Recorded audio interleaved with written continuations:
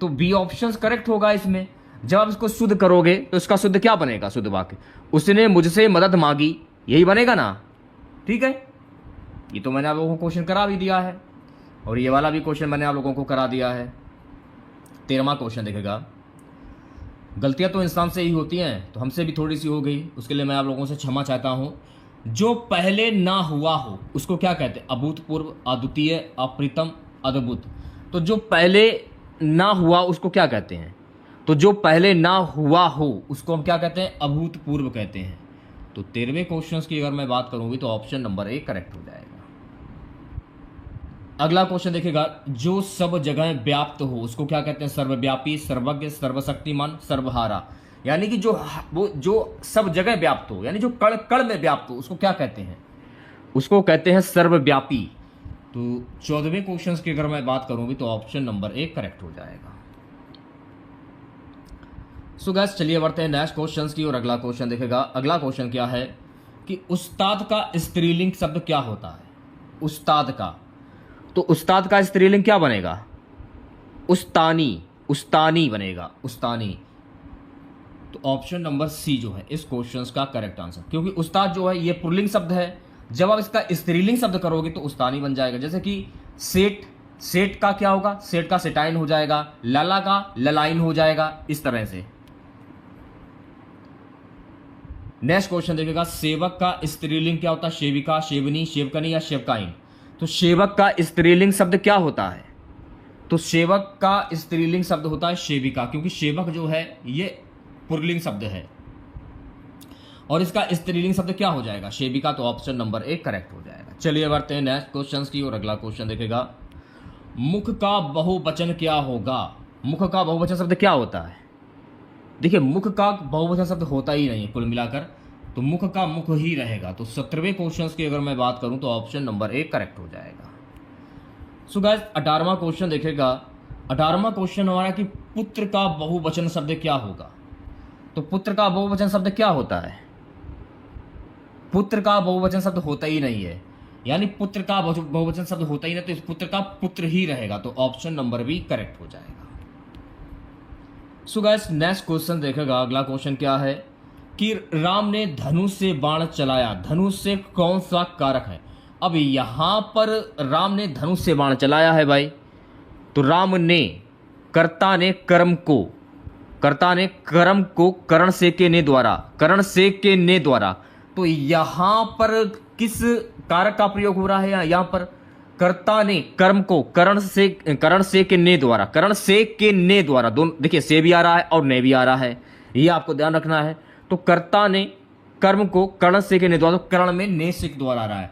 तो 19वें क्वेश्चन की अगर मैं बात करूं तो ऑप्शन नंबर ए करेक्ट हो जाएगा, यानी कर्ता ने कर्म को करण से के द्वारा, तो ने भी ले सकते हो या से भी ले, तो दोनों ही का प्रयोग हो रहा है, दोनों का। इसमें जो मेन जो कॉमन वो ने है और से भी है। तो राम ने धनुष से बाण चलाया, तो जो मेन जो कॉमन वो है से, तो से जो आता है वो कर्ण में से आता है। राम ने धनुष से बाण चलाया, तो से आ रहा जो है ना, तो इसमें हो आपका कर्ण ही होगा। ठीक है, आशा करते हैं कि आप लोगों के समझ में आ गया होगा। अगला क्वेश्चन क्या है, किताब मेज पर रखी है, मेज पर कौन सा कारक है? अब यहां पर जो मेन कॉमन जो आप देख रहे हैं वो है पर। तो पर किस में आता है? कर्ता ने कर्म को करण के द्वारा संप्रदान के लिए अपादान से संबंध का के की अधिकरणमय पर, यानी कि अधिकरणमय पर, अधिकरणमय पर। तो मय पर किस में आ रहा है? किस कारक में आ रहा है? अधिकरण में आ रहा है। तो इसलिए इस क्वेश्चन का जो राइट आंसर क्या होगा? ऑप्शन नंबर ए अधिकरणमय पर, अधिकरण कारक हो जाएगा यहां पर। ठीक है, तो मैंने आप लोगों को एक बात और बताई थी, अगर आप लोगों से पूछा जाए कि कारक के कुल कितने भेद होते हैं, ध्यान में रखिएगा कुल 8 भेद होते हैं। अब यहां से आपके स्टार्ट हो जाते हैं यूपी जीके के क्वेश्चन। क्वेश्चन क्या है कि कुंभ मेला 2019 में प्रयागराज में संगम स्थल पर किस घाट का निर्माण विशेष रूप से किया गया था? नागवासुकी घाट, कुंभ घाट, त्रिवेणी घाट, शंकराचार्य घाट। तो कुंभ मेला 2019 में प्रयागराज में संगम स्थल पर कुंभ घाट का निर्माण विशेष रूप से किया गया था। तो 21वें क्वेश्चन की अगर मैं बात करूंगी तो ऑप्शन नंबर बी करेक्ट हो जाएगा। सो गाइस 22वां क्वेश्चन देखेगा। 22वां क्वेश्चन हमारा है उत्तर प्रदेश में पश्चिमी जमुना नहर का निर्माण किसके शासनकाल में हुआ था? In Uttar Pradesh the western Yamuna canal was construct during the reign of Firoz Shah Tughlaq, Akbar, Shahjahan या बहादुर शाह जफर। उत्तर प्रदेश में पश्चिमी जमुना नहर का जो निर्माण है फिरोज शाह तुगलक के द्वारा करवाया गया था। तो 22वें क्वेश्चन की अगर मैं बात करूंगी तो ऑप्शन नंबर 1 करेक्ट हो जाएगा। चलिए बढ़ते हैं नेक्स्ट क्वेश्चन की और प्यारे बच्चों अगला क्वेश्चन देखेगा। अगला क्वेश्चन है in which districts of Uttar Pradesh is Kalinjar fort located? Uttar Pradesh के किस जिले में कालिंजर किला स्थित है? बांदा, झांसी, चित्रकूट या Mahoba?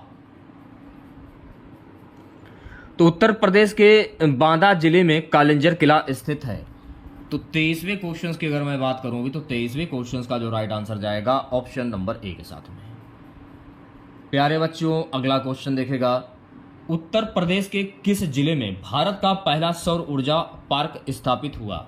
In which districts of Uttar Pradesh was India first solar energy park established? Mirzapur, Kanpur, Raebareli या मथुरा? तो मेरे प्यारे बच्चों उत्तर प्रदेश के मिर्जापुर जिले में भारत का पहला सौर ऊर्जा पार्क स्थापित हुआ है। तो 24वें क्वेश्चन की अगर मैं बात करूं तो 24वें क्वेश्चन का जो राइट आंसर जाएगा ऑप्शन नंबर 1 के साथ में। सो गाइस नेक्स्ट क्वेश्चन देखेगा। अगला क्वेश्चन हमारा है कि where is Churk cement factory located in Uttar Pradesh? Uttar Pradesh में चुर्क सीमेंट कारखाना जो है ये कहाँ पर है? सोनभद्र, मिर्जापुर, वाराणसी, प्रयागराज। तो मेरे प्यारे बच्चों उत्तर प्रदेश में चुर्क सीमेंट कारखाना जो है ना ये सोनभद्र में स्थित है। तो 25वें क्वेश्चन की अगर मैं बात करूंगी तो ऑप्शन नंबर 1 करेक्ट हो जाएगा। चलिए बढ़ते हैं नेक्स्ट क्वेश्चन की ओर। इन विच सिटी ऑफ उत्तर प्रदेश इस भीमकुंड लोकेटेड? उत्तर प्रदेश के किस शहर में भीमकुंड स्थित है? हस्तिनापुर, कुरुक्षेत्र, बड़ौत, बरेली? तो मेरे प्यारे बच्चों उत्तर प्रदेश के हस्तिनापुर शहर में भीमकुंड स्थित है।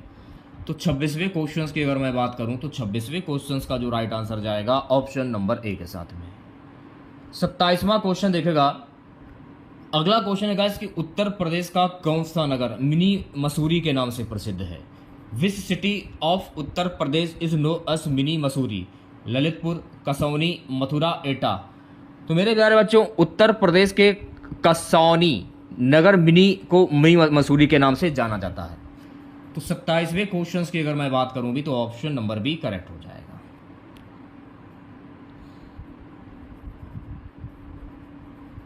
अगला क्वेश्चन देखेगा। When is Uttar Pradesh day celebrate? Uttar Pradesh दिवस जो है ये कब मनाया जाता है? 24 जनवरी, 26 जनवरी, 1 नवंबर या 9 नवंबर? जैसा कि आप सभी लोग जानते हैं कि उत्तर प्रदेश दिवस जो है ना ये 24 जनवरी को मनाया जाता है। तो 28वें क्वेश्चन की अगर मैं बात करूंगी तो ऑप्शन नंबर 1 करेक्ट हो जाएगा। सो गाइस 29वां क्वेश्चन देखेगा। Which is the largest dam in Uttar Pradesh? यानी उत्तर प्रदेश का सबसे बड़ा बांध कौन सा है? रिहंद बांध, मटाटीला बांध, गोंडा बांध, जगदीशपुर बांध? तो उत्तर प्रदेश का जो सबसे बड़ा जो बांध है मेरे प्यारे बच्चों ये है रिहंद बांध। तो 29वें क्वेश्चन की अगर मैं बात करूंगी तो ऑप्शन नंबर 1 करेक्ट हो जाएगा। नेक्स्ट क्वेश्चन देखेगा सभी बच्चे। Which city of Uttar Pradesh is known as Sangam city? Uttar Pradesh का कौन सा शहर संगम नगरी के नाम से जाना जाता है? प्रयागराज, वाराणसी, मथुरा या कानपुर? तो मेरे प्यारे बच्चों उत्तर प्रदेश का प्रयागराज जो है ना ये संगम नगरी के नाम से जाना जाता है।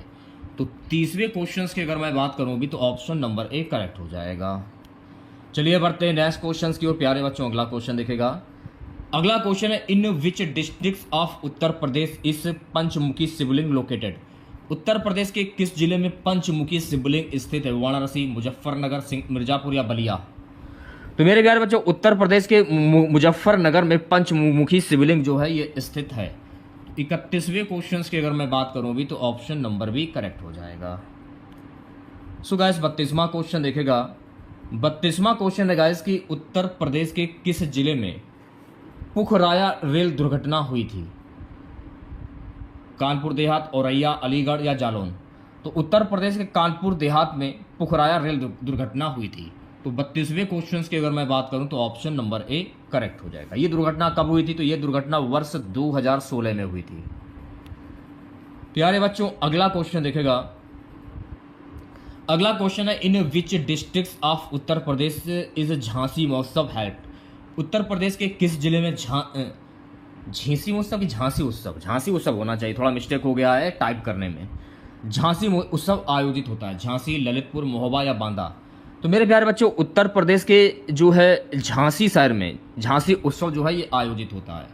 तो 33वें क्वेश्चन की अगर मैं बात करूं भी तो ऑप्शन नंबर ए करेक्ट हो जाएगा। नेक्स्ट क्वेश्चन देखेगा, उत्तर प्रदेश में चौरी चौरा कांड किस वर्ष हुआ था? 1920, 1922, 1923, 1925। तो मेरे प्यारे बच्चों उत्तर प्रदेश में वर्ष 1922 में चौरी चौरा कांड हुआ था। चौरी चौरा कांड की जो घटना है ये किस राज्य में हुआ था? तो ये गोरखपुर राज्य में हुआ था। देखिए चौरी चौरा जो कांड हुआ था ये 4 फरवरी 1922 को गोरखपुर उत्तर प्रदेश में, जो कि ये घटना असहयोग आंदोलन के दौरान हुई थी, जब प्रदर्शनकारियों ने एक पुलिस स्टेशन पर हमला करके आग लगा दी थी, जिसमें 22 पुलिस कर्मियों की जो है वो मौत हो गई थी। आशा करते हैं कि आप लोगों के समझ में आ गया होगा।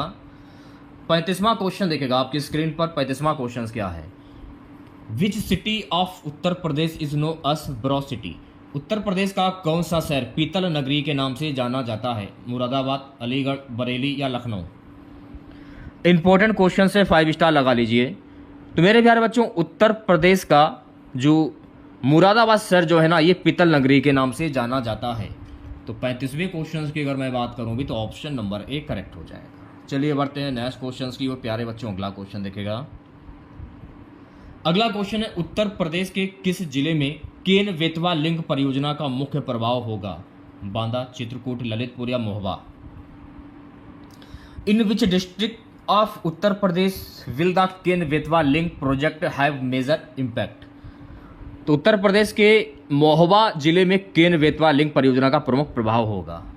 तो 36वें क्वेश्चन की अगर मैं बात करूं भी तो ऑप्शन नंबर डी करेक्ट हो जाएगा। सो गाइस नेक्स्ट क्वेश्चन देखेगा।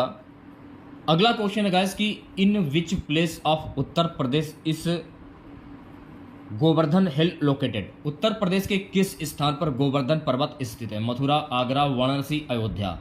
तो उत्तर प्रदेश के मथुरा स्थान पर गोवर्धन पर्वत स्थित, तो ऑप्शन नंबर ए करेक्ट हो जाएगा। चलिए बढ़ते हैं नेक्स्ट क्वेश्चन की और प्यारे बच्चों अगला क्वेश्चन देखेगा। अगला क्वेश्चन है guys, in which district of Uttar Pradesh is Kakori महोत्सव सेलिब्रेट? उत्तर प्रदेश के किस जिले में काकोरी महोत्सव मनाया जाता है? काकोर महोत्सव है, अच्छा काकोर महोत्सव। अलीगढ़, बुलंदशहर, बरेली या मथुरा? तो मेरे प्यारे बच्चों उत्तर प्रदेश के मथुरा स्थान पर काकोर महोत्सव मनाया जाता है बुलंदशहर में। तो बुलंदशहर 38वें क्वेश्चन की अगर मैं बात करूं तो ऑप्शन नंबर बी करेक्ट हो जाएगा। सो गाइस 39वां क्वेश्चन आपकी स्क्रीन पर। 39वां क्वेश्चन क्या है? लोअर पीसीएस का क्वेश्चन ये है, सन 1526 ईस्वी में पानीपत के युद्ध में बाबर ने इब्राहिम लोदी को पराजित कर उत्तर प्रदेश के किस नगर पर अपना अधिकार किया था? आगरा, कुशीनगर, बस्ती या बाराबंकी? सन 1526 में पानीपत के युद्ध में बाबर ने इब्राहिम लोदी को पराजित कर उत्तर प्रदेश के आगरा नगर पर अपना अधिकार किया था। तो 39वें क्वेश्चन की अगर मैं बात करूं तो ऑप्शन नंबर ए करेक्ट हो जाएगा।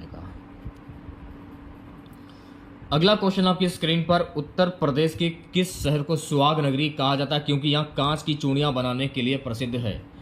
विच city of Uttar Pradesh is called city of Suhag because it is famous for making glass blinks? Firozabad, Gorakhpur, Varanasi या बरेली? तो राइट आंसर की अगर मैं बात करूं भी फिरोजाबाद। 40वें क्वेश्चन की अगर मैं बात करूं भी तो ऑप्शन नंबर ए करेक्ट हो जाएगा। ओके चलिए बढ़ते हैं नेक्स्ट क्वेश्चन की और अगला क्वेश्चन देखेगा, ध्वनि तरंगों की तीव्रता को मापने की इकाई क्या है? हर्ट्ज, डेसिबल, वाट या जूल? इंपॉर्टेंट क्वेश्चन से 5 स्टार लगा लीजिए। साइंस के क्वेश्चन आप लोगों के स्टार्ट हो जाते हैं यहाँ से। तो ध्वनि तरंगों की तीव्रता को मापने की इकाई को क्या कहते हैं? डेसिबल कहते हैं। तो 41वें क्वेश्चन की अगर मैं बात करूं भी तो ऑप्शन नंबर बी करेक्ट हो जाएगा। अगला क्वेश्चन है, वह भौतिक नियम कौन सा है जिसके अनुसार प्रत्येक क्रिया के बराबर और विपरीत प्रतिक्रिया होती है? न्यूटन का प्रथम नियम, न्यूटन का द्वितीय नियम, न्यूटन का तृतीय नियम, आर्किमिडीज का सिद्धांत? वह भौतिक नियम कौन सा है जिसके अनुसार प्रत्येक क्रिया के बराबर और विपरीत प्रतिक्रिया होती है? न्यूटन का तृतीय नियम। तो 42वें क्वेश्चन की अगर मैं बात करूं भी तो ऑप्शन नंबर सी जो है इस क्वेश्चन का करेक्ट आंसर हो जाएगा। चलिए बढ़ते हैं नेक्स्ट क्वेश्चन की और प्यारे बच्चों अगला क्वेश्चन देखेगा, what is the SI unit of electrical resistance, विद्युत प्रतिरोध की एसआई इकाई क्या है? वोल्ट, ओम, एम्पियर या वाट? तो मेरे प्यारे बच्चों, विद्युत प्रतिरोध की एसआई इकाई को हम ओम कहते हैं। तो 43वें क्वेश्चन की अगर मैं बात करूं तो ऑप्शन नंबर बी करेक्ट हो जाएगा। चलिए बढ़ते हैं नेक्स्ट क्वेश्चन की ओर प्यारे बच्चों। अगला क्वेश्चन देखेगा, प्रकाश का अपवर्तनांक किन दो मात्राओं के अनुपात से निर्धारित किया जाता है? तरंग दैर्घ्य, आवृत्ति, प्रकाश की गति निर्वात और माध्यम में, या दाब? तो मेरे प्यारे बच्चों, प्रकाश का अपवर्तनांक जो है ना, प्रकाश की गति निर्वात में और माध्यम में जो है ये निर्धारित किया जाता है। तो 44वें क्वेश्चन की अगर मैं बात करूँ भी तो 44वें क्वेश्चन का जो राइट आंसर जाएगा ऑप्शन नंबर सी के साथ में। सो गाइस 45वां क्वेश्चन देखेगा, पृथ्वी पर गुरुत्व जनित त्वरण का मान लगभग कितना होता है? भाई इंपॉर्टेंट क्वेश्चन से 5 स्टार लगा लीजिए। तो पृथ्वी पर गुरुत्व जनित त्वरण का मान लगभग होता है 9.8 m/s²। तो 45 क्वेश्चंस की अगर मैं बात करूं भी तो 45 क्वेश्चंस का जो राइट आंसर जाएगा ऑप्शन नंबर बी के साथ में। अगला क्वेश्चन देखेगा, what is the chemical formula of blue vitriol, यानी ब्लू ब्रिटिऑल का रासायनिक सूत्र क्या होता है? इंपॉर्टेंट क्वेश्चन है, एक बार जरूर देख लीजिएगा आप लोग। तो मेरे प्यारे बच्चों, ब्लू ब्रिटिऑल का जो रासायनिक सूत्र होता है CuSO4 5H2O। तो राइट आंसर की अगर मैं बात करूं तो 46वें क्वेश्चन का जो राइट आंसर जाएगा ऑप्शन नंबर ए के साथ। नेक्स्ट क्वेश्चन देखेगा सभी बच्चे प्यारे बच्चों। अगला क्वेश्चन है, पीएच मान 7 से कम होने पर विलयन की प्रकृति कैसी होती है? If the pH value is less than 7, what is the nature of the solution? क्षारीय, अम्लीय, उदासीन, लवणीय? तो राइट आंसर की अगर मैं बात करूं अम्लीय होती है।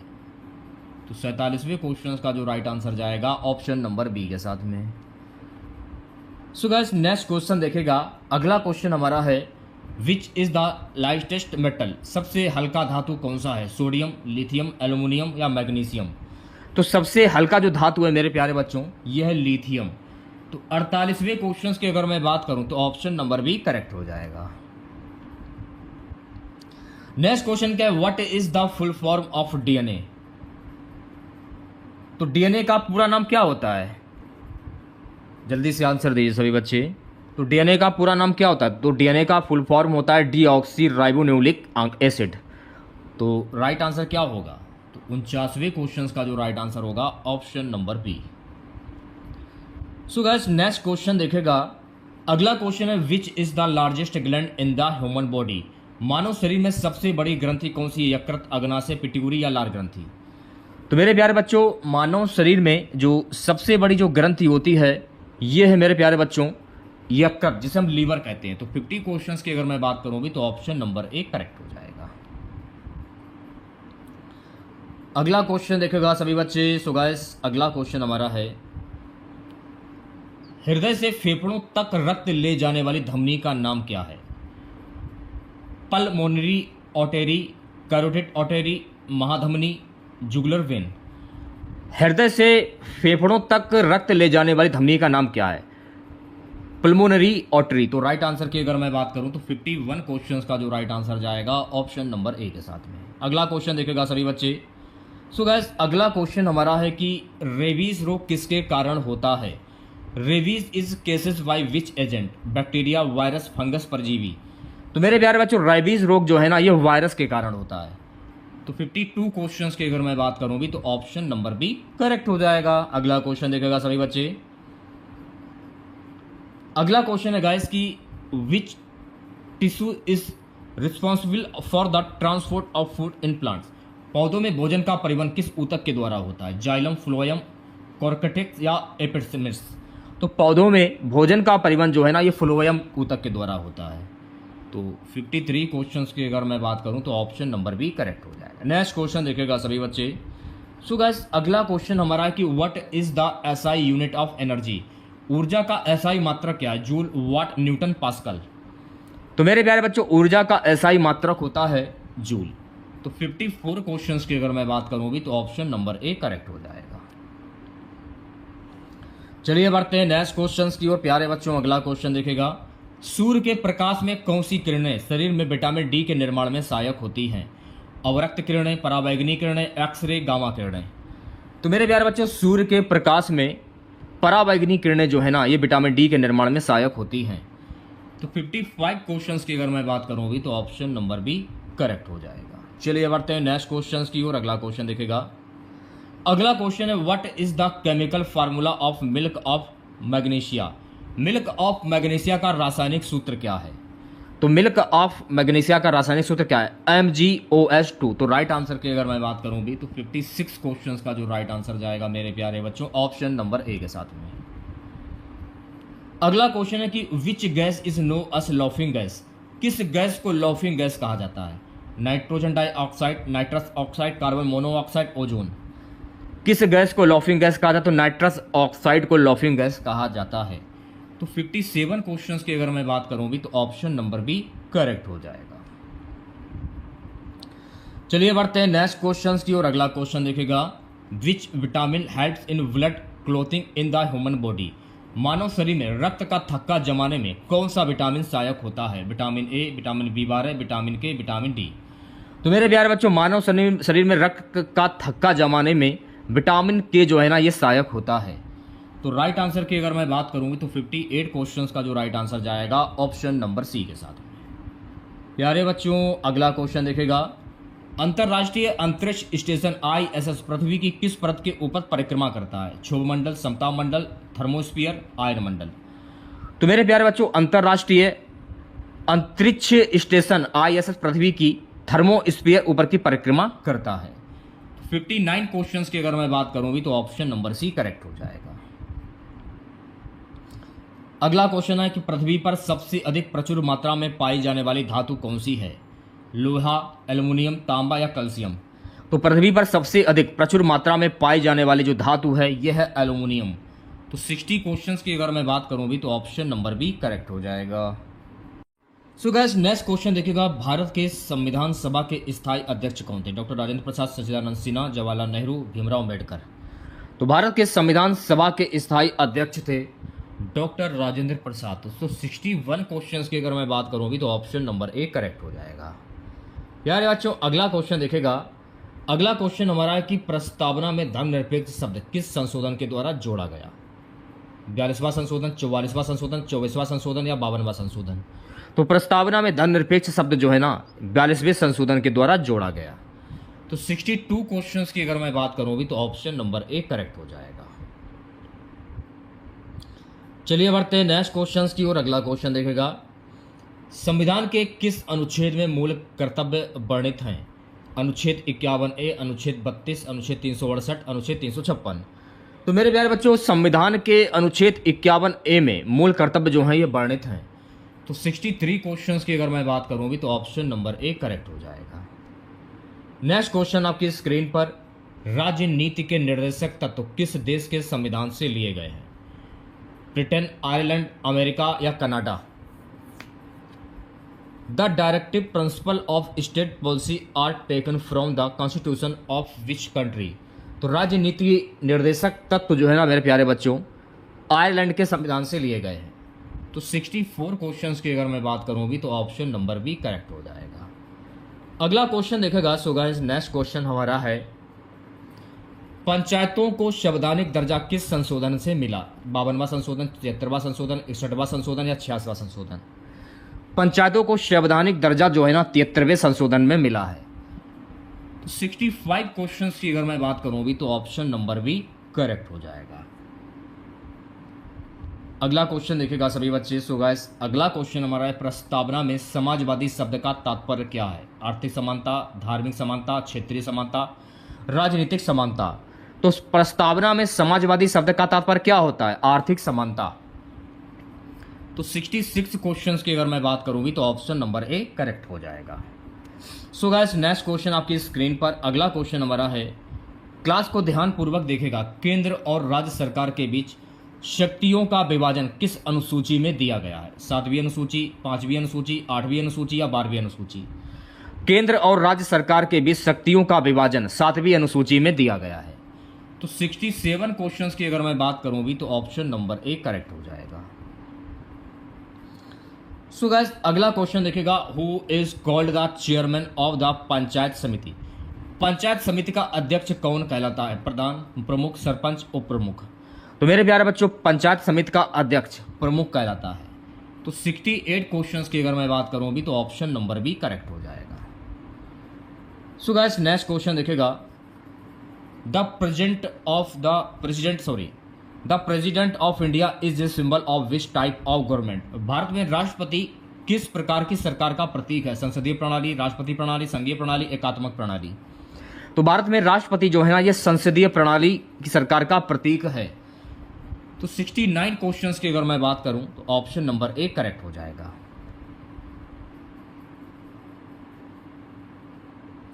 अगला क्वेश्चन है, what is the minimum age requirement to be member of Gram Sabha. Gram सभा के गठन की न्यूनतम आयु सीमा क्या? 18 वर्ष, 21 वर्ष, 25 वर्ष या 30 वर्ष। तो मेरे प्यारे बच्चों, ग्राम सभा के गठन की जो न्यूनतम आयु है यह है 18 वर्ष। तो 70 क्वेश्चंस की अगर मैं बात करूंगी, तो ऑप्शन नंबर ए करेक्ट हो जाएगा। सो गाइस नेक्स्ट क्वेश्चन देखिएगा, अगला क्वेश्चन हमारा है, स्वतंत्र भारत में प्रथम पाँच वर्षीय योजना का मुख्य उद्देश्य क्या है? What was the main objective of the first 5-year plan in immediate India?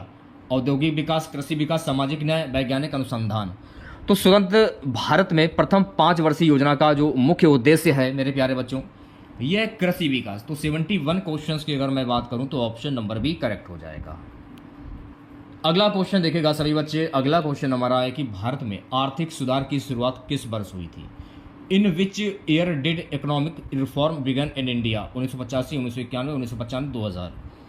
तो मेरे प्यारे बच्चों, भारत में आर्थिक सुधार की जो शुरुआत जो है ना, वर्ष 1991 में हुई थी। तो 72 क्वेश्चंस की अगर मैं बात करूंगी, तो ऑप्शन नंबर बी करेक्ट हो जाएगा। नेक्स्ट क्वेश्चन देखिएगा, who first introduce the concept of the property line. गरीबी रेखा की अवधारणा सर्वप्रथम किसने दी थी? दादाभाई नौरोजी, महालनोबिस, अमर्त्य सेन, रघुराम राजन। तो मेरे प्यारे बच्चों, गरीबी रेखा की जो अवधारणा है ना, दादाभाई नौरोजी के द्वारा दी गई थी। तो 73 क्वेश्चंस की अगर मैं बात करूं, तो ऑप्शन नंबर ए करेक्ट हो जाएगा। चलिए बढ़ते हैं नेक्स्ट क्वेश्चंस की ओर प्यारे बच्चों, अगला क्वेश्चन देखेगा। सो गाइस अगला क्वेश्चन हमारा है कि बेरोजगारी का वह प्रकार जिसमें श्रमिक काम करने के बावजूद उत्पादकता शून्य होती है, तो ये क्या कहलाती है? संरचनात्मक, खुली, छिपी या घर्षणात्मक। बेरोजगारी का वह प्रकार जिसमें श्रमिक काम करने के बावजूद उत्पादकता शून्य होती है, तो ये छिपी कहलाती है, छिपी अर्थव्यवस्था। तो 74 क्वेश्चंस की अगर मैं बात करूं, तो ऑप्शन नंबर बी करेक्ट हो जाएगा। अगला क्वेश्चन देखिएगा, भारत में मुद्रा आपूर्ति का मापन किस संस्था के द्वारा किया जाता है? वित्त मंत्रालय, भारतीय रिजर्व बैंक, नीति आयोग, आर्थिक सर्वेक्षण। तो मेरे प्यारे बच्चों, भारत में मुद्रा आपूर्ति का मापन जो है ना, भारतीय रिजर्व बैंक के द्वारा किया जाता है। तो राइट आंसर की अगर मैं बात करूं, तो ऑप्शन नंबर बी करेक्ट हो जाएगा। अब यहां से देखिए, भारतीय रिजर्व बैंक से काफी क्वेश्चंस पूछ लिए जाते हैं। अगर आपसे ये पूछा जाए कि भारतीय रिजर्व बैंक की स्थापना कब हुई थी, तो सभी बच्चों को पता होना चाहिए कि भारतीय रिजर्व बैंक की स्थापना वर्ष 1935 में हुई थी। भारतीय रिजर्व बैंक का मुख्यालय कहां पर स्थित है? तो भारतीय रिजर्व बैंक का जो मुख्यालय है ना, ये मुंबई में स्थित है। भारतीय रिजर्व बैंक के जो प्रथम गवर्नर थे वो कौन थे? तो भारतीय रिजर्व बैंक के प्रथम गवर्नर थे सर ओस्मोन ए स्मिथ। भारतीय रिजर्व बैंक के वर्तमान में गवर्नर कौन है? संजय मल्होत्रा। संजय मल्होत्रा ने किसका स्थान लिया है? शक्तिकांत दास का स्थान लिया। तो ये सारे फैक्ट आपको ध्यान में रखने हैं प्यारे बच्चों। अगला क्वेश्चन देखेगा, what does repo rate mean? Repo rate का अर्थ क्या है? बैंकों द्वारा आरबीआई को दिए जाने वाला ब्याज, आरबीआई द्वारा बैंकों को दिया जाने वाला ब्याज, बैंकों का मुनाफा दर, सरकारी कर दर। तो रेपो रेट का अर्थ क्या होता है? तो रेपो रेट का अर्थ होता है मेरे प्यारे बच्चों, आरबीआई द्वारा बैंकों को दिया जाने वाला ब्याज। तो राइट आंसर की अगर मैं बात करूंगी, तो 76 क्वेश्चंस का जो राइट आंसर जाएगा ऑप्शन नंबर बी के साथ में। अगला क्वेश्चन है, which was India first women's bank? Bharat का पहला महिला बैंक कौन सा था? महिला सहकारी बैंक, भारतीय महिला बैंक, शक्ति बैंक, नारी विकास बैंक। तो मेरे प्यारे बच्चों, भारत का पहला महिला बैंक था भारतीय महिला बैंक। तो 77 क्वेश्चंस की अगर मैं बात करूंगी, तो ऑप्शन नंबर बी करेक्ट हो जाएगा। सो गाइस नेक्स्ट क्वेश्चन है, who present the union budget in India? Bharat में यूनियन बजट किसके द्वारा प्रस्तुत किया जाता है? प्रधानमंत्री, वित्त मंत्री, राष्ट्रपति, लोकसभा अध्यक्ष। तो भारत में यूनियन बजट जो है ना गाइस, ये वित्त मंत्री के द्वारा प्रस्तुत किया जाता है, फाइनेंस मिनिस्टर। 78 क्वेश्चंस की अगर मैं बात करूं तो ऑप्शन नंबर बी करेक्ट हो जाएगा। सो गाइस नेक्स्ट क्वेश्चन देखेगा, in which plan was the Mahalanobis model adopted in India. भारतीय योजनाओं में महालनोबिस मॉडल किस योजना में अपनाया गया था? प्रथम योजना, द्वितीय योजना, तृतीय योजना या चतुर्थ योजना? तो भारतीय योजनाओं में महालनोबिस मॉडल जो है ना, ये द्वितीय योजना में अपनाया गया था, सेकंड प्लान। तो 79 क्वेश्चंस की अगर मैं बात करूं तो ऑप्शन नंबर बी करेक्ट हो जाएगा। नेक्स्ट क्वेश्चन देखेगा सभी बच्चे, प्यारे बच्चों, अगला क्वेश्चन हमारा है, भारत में मुद्रास्फीति को नियंत्रित करने के लिए आरबीआई कौन सा उपाय अपनाता है? नगद आरक्षित अनुपात बढ़ाना, नगद आरक्षित अनुपात घटाना, कर दर बढ़ाना, सब्सिडी देना।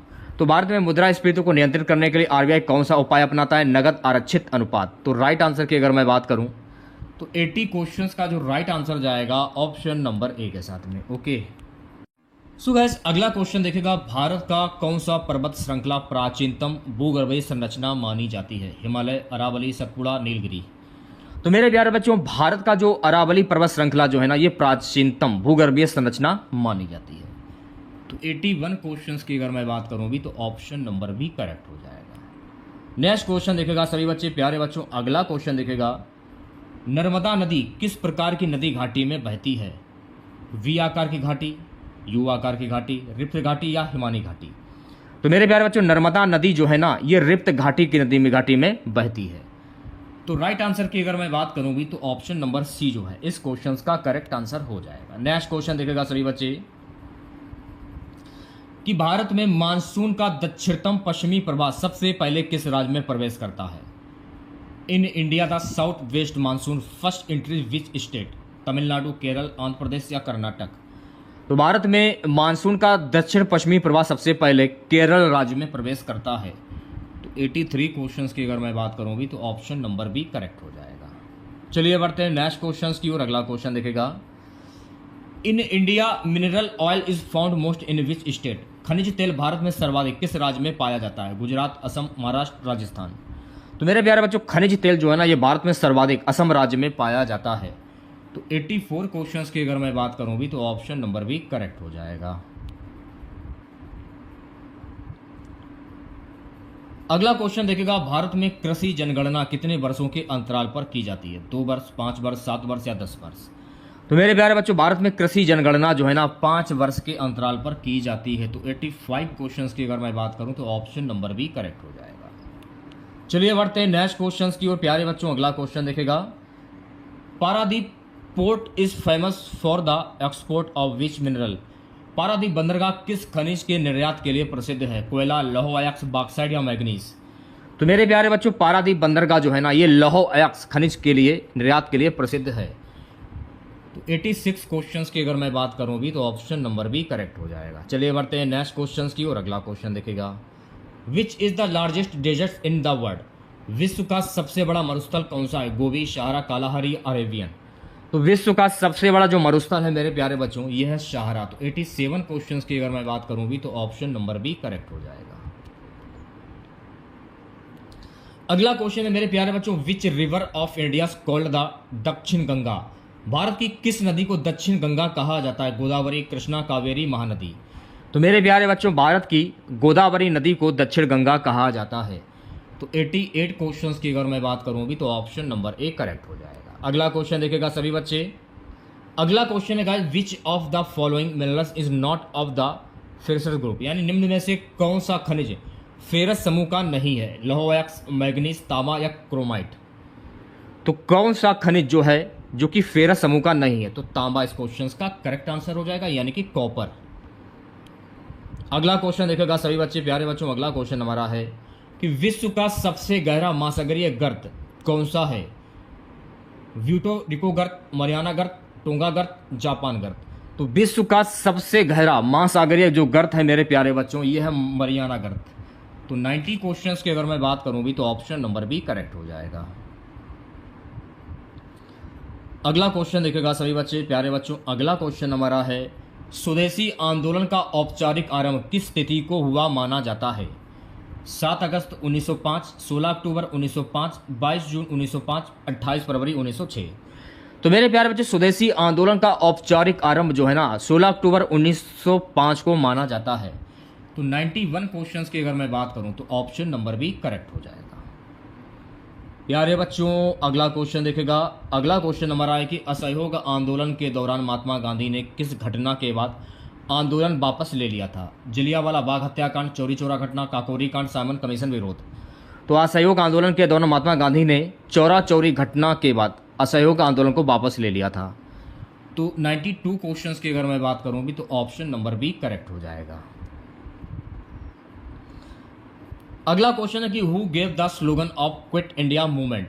भारत छोड़ो आंदोलन का नारा किसने दिया था? महात्मा गांधी, सुभाष चंद्र बोस, जवाहरलाल नेहरू या यूसुफ मेहर अली? तो भारत छोड़ो आंदोलन का नारा किसने दिया था? तो मेरे प्यारे बच्चों, भारत छोड़ो आंदोलन का जो नारा है ना, ये महात्मा गांधी के द्वारा दिया गया। तो ऑप्शन नंबर एक करेक्ट हो जाएगा। नेक्स्ट क्वेश्चन देखेगा।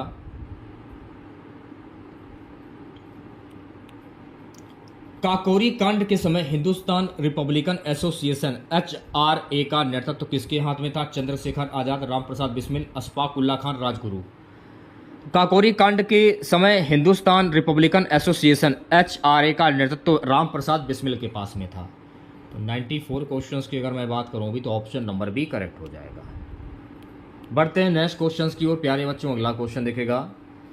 What was the main objective of the Nehru report 1928? Nehru report 1928 का मुख्य उद्देश्य क्या था? पूर्ण स्वराज की घोषणा, भारत के लिए संविधान का मसौदा तैयार करना, ब्रिटिश शासन की आलोचना, मुस्लिम लीग के साथ समझौता। तो नेहरू रिपोर्ट 1928 का मुख्य उद्देश्य था भारत के लिए संविधान का मसौदा तैयार करना। तो 95 क्वेश्चंस की अगर मैं बात करूं भी तो ऑप्शन नंबर बी करेक्ट हो जाएगा। अगला क्वेश्चन देखेगा। Why did the Simon commission face protest in India? Simon commission को भारत में क्यों विरोध का सामना करना पड़ा? इनमें कोई भारतीय सदस्य नहीं था, यह केवल अंग्रेजों के हित में था, यह गांधी के विरुद्ध था, इसमें कांग्रेस को आमंत्रित नहीं किया गया था। तो